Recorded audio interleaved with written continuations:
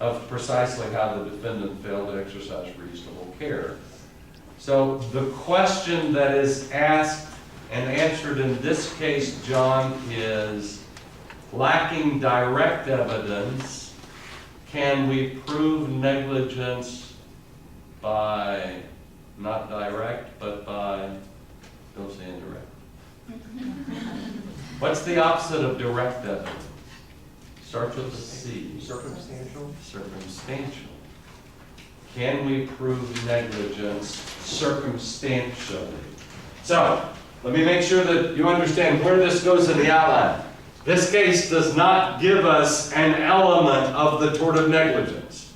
This case answers a totally different question, and that is, when you lack direct evidence, can you nevertheless prove negligence circumstantially? So, again, I'm not sure how I would set this up, but make sure that it's clear that it's not an element of the tort.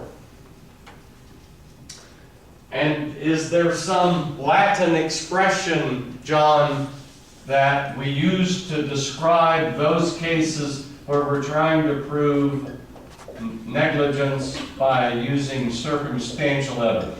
There is res ipsa loquitur. Very good. Wow.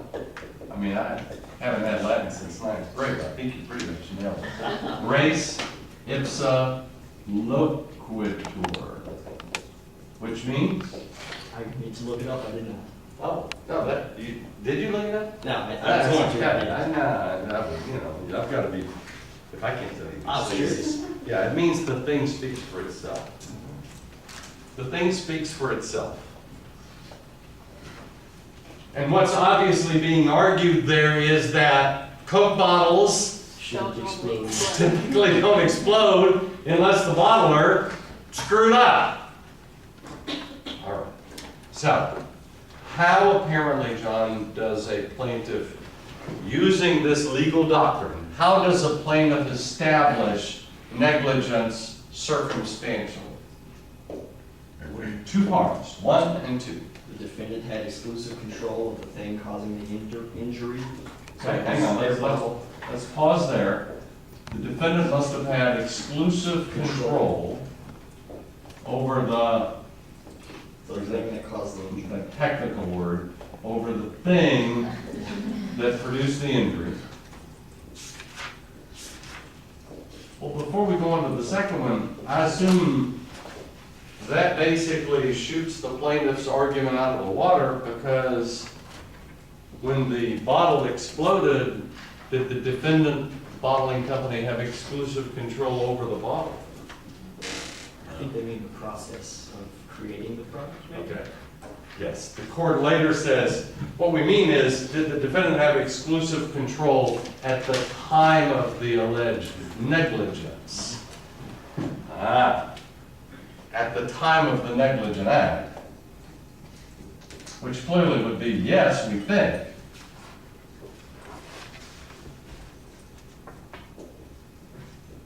And then what was the other aspect of this res ipsa? The accident is of such a nature that it ordinarily would not occur in the absence of negligence. That it wouldn't ordinarily occur, In the absence of negligence by the defendant. yeah, ordinarily occur without this defendant being negligent.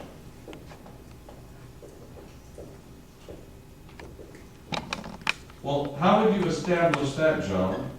That this event, the explosion, would not have ordinarily occurred without this defendant having been negligent? Say that one more time. I'm right. No, it's okay. I know it's tough. You're having a multitask. No one else complained about the husband. No, I would be complaining about it. I mean, it's actually completely and utterly unfair. So, how would the defendant go about establishing that the explosion is an event that wouldn't ordinarily occur without this defendant having been negligent? How would you go about establishing that? I don't think they could because they're not familiar with all the processes involved with. Well, would it involve having to at least come up with some theories as to why the bottle exploded? Sure. All right, give me a theory.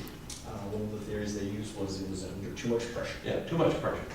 And if that was the reason, is that something we could attribute to the negligence of the borrower?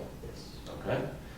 So basically, if you can come up with all the hypothetical reasons why, and if you can attribute them to the bottling company, then it's reasonable to allow this creation of this inference of negligence.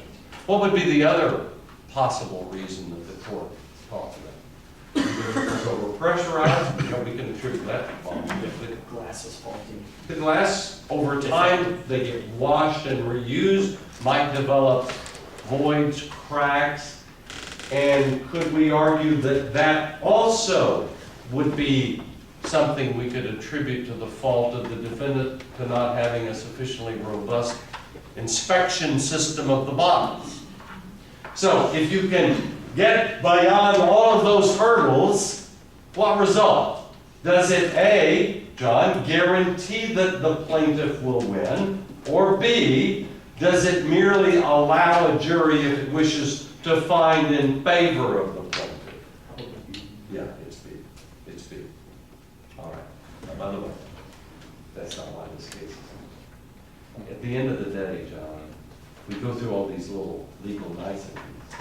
Do we have any earthly idea what this problem is? No. We've engaged in some hopefully intelligent speculation at best. Flip over to concurring opinion, which begins on page 46. Justice Traynor, first of all, does everyone know what a concurring opinion is? Justice Traynor agreed with Jackie? With the majority, but not with that, but not with the way that they came about. Exactly. Agreed with the outcome that the plaintiff should be permitted to win, but not with the logical process to get there. All right, notice what Justice Traynor says in the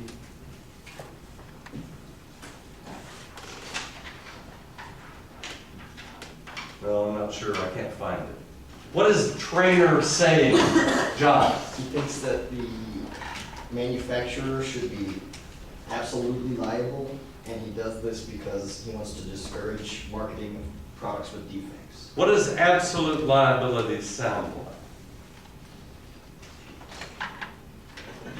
Who just said something? Shannon? That's all right.